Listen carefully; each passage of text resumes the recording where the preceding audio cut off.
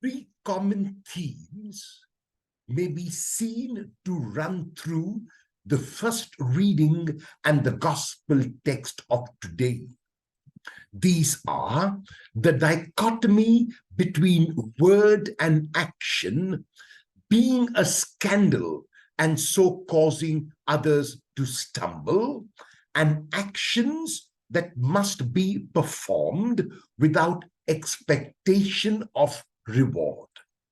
In the first reading, the prophet Malachi, speaking on behalf of God, condemns those who say one thing but do another.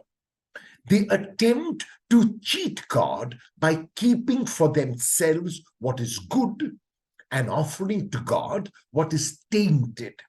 This same theme is taken up by Jesus in the gospel text of today when he condemns the teachers of the law and the religious leaders for the gulf between their word and action. Moses' seat is a metaphorical expression representing the teaching and administrative authority of the synagogue leadership, of the religious leaders and the teachers. Jesus condemns only the practice of the religious leaders and teachers and not their teaching.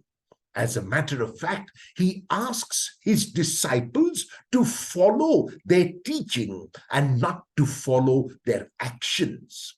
The Matthean Jesus makes 3 points about the religious leaders.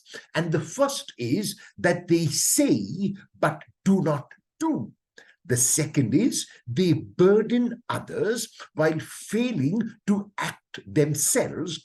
And the third is that they act for the wrong reasons, namely to make an impression on others, to impress others.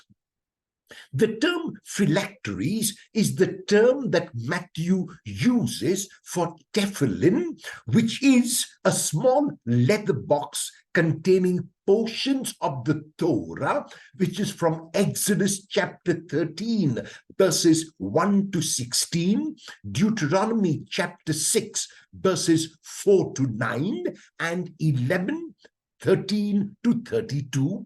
These were strapped to the forehead and arm during the recitation of prayers in literal obedience to Deuteronomy chapter 6, verse 8.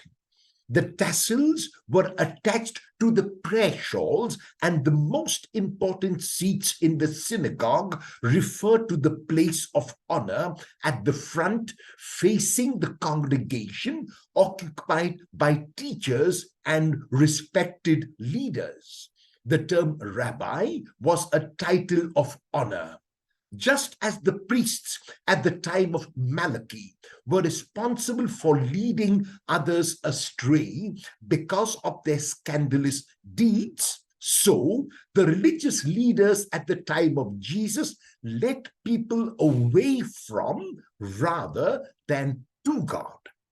People were misled into believing that external worship was all important and that internal worship or worship of the heart was of no consequence. They were given the impression that outward show was all that mattered, that impressing people was all that mattered. In his teaching, the community of his disciples and those who wish to follow him, the Matthean Jesus goes on to explain what life in his community means. The fact is that for his community, God is Father, and so benevolent, compassionate, and kind. Consequently, the community of disciples are brothers and sisters who have one Father, and they must live as such. All are equal. And if one wants to be superior in any way, this superiority must be shown in service rather than domination. It is Jesus who, as Messiah, has shown the way forward. In Jesus' worldview, authority is and can only be for service. Paul understood this, as is evident in his address to the Christian community at Thessalonica. He and his fellow workers went above and beyond the call of duty when they shared the word of God with the community. They were able to see as their reward the privilege, the honor of sharing that word, and needed nothing in return.